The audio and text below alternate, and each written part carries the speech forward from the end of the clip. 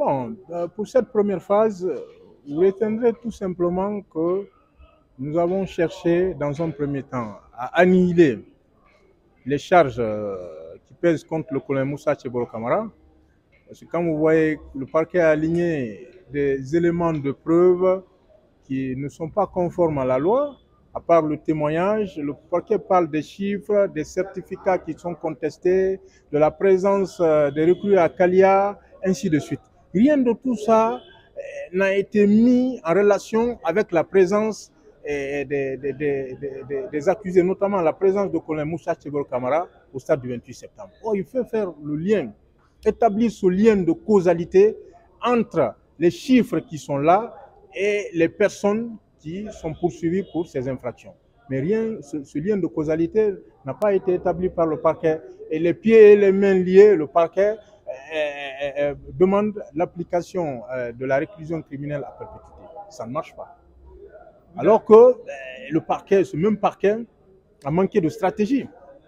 Voilà, il vous souviendra que c'est ce parquet qui avait en 2015 demandé la requalification en crime, de crime contre l'humanité en crime de droit commun et qui revient encore demander devant le tribunal criminel la requalification, voilà, en crime contre l'humanité. C'est manquer de stratégie. Or, un procès, c'est d'abord la stratégie. Voilà. Quel que soit son courage, le procureur, il est très courageux. Mais malheureusement, il manque de stratégie. Et ça ne marche pas dans un procès. Alors qu'en est-il véritablement de la peine requise contre votre client? Mais la peine requise n'est pas fondée. Elle n'est pas justifiée. Qu'est-ce que le colonel a fait pour qu'une telle peine soit requise? Absolument rien. Mais il faut parler d'abord des actes qui lui sont imputables. Nous sommes en train de démontrer qu'il n'y a aucun acte matériel, aucun témoin par rapport à l'accusation de meurtre, par exemple, ou d'assassinat. Aucun témoin sur les 21, aucun témoin n'a dit « J'ai vu le colonel Tchebolo en train de donner la mort. J'ai vu le colonel Tchebolo en train de donner des instructions à l'effet de donner la mort. J'ai vu le colonel Tchebolo en train de donner des instructions à l'effet d'agresser un manifestant. » Personne. C'est sa parole contre la parole des partis civils. Or, contrairement à certaines déclarations, une déclaration d'une partie civile n'est pas une preuve. Voilà. Quand on dit qu'on peut rapporter la preuve par tout moyen, voilà, mais ce n'est pas sur la base des déclarations quand même.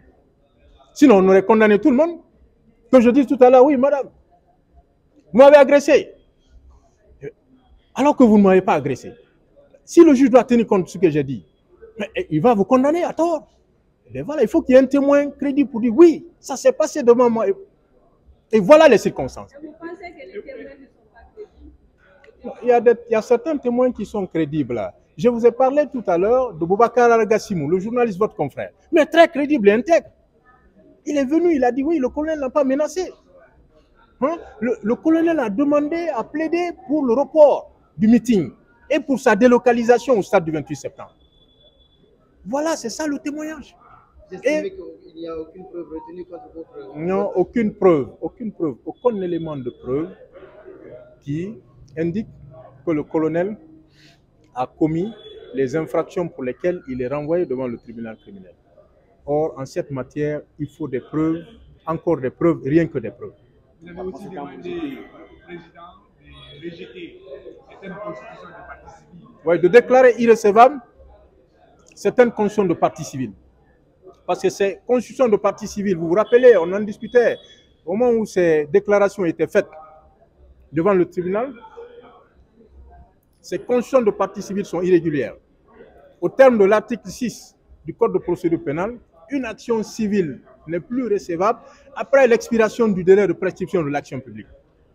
Le délai de prescription en matière criminelle de l'action est de 10 ans. Calculez vous-même, de 2009 à 2023, il y a plus de 10 ans. Voilà. Donc, ils auraient pu engager leur action avant la prescription de l'action publique concernant les crimes. Ils ne l'ont fait qu'après.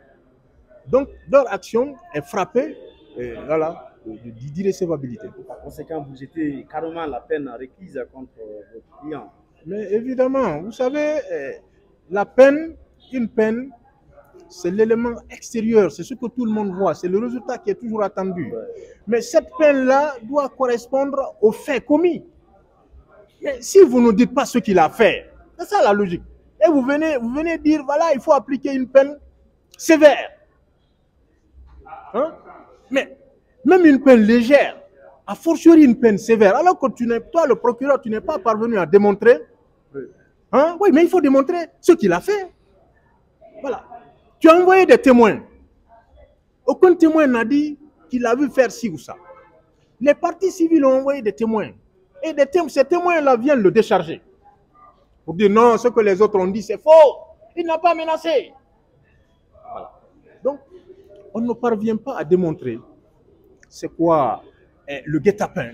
On ne démontre pas ce que c'est que la préméditation. On emploie des propos, voilà, provocation, fourniture de moyens, alors que cela n'est sous-tendu par aucun élément. C'est ce qu'on appelle en matière pénale des sous-entendus. Le procureur n'a que des sous-entendus.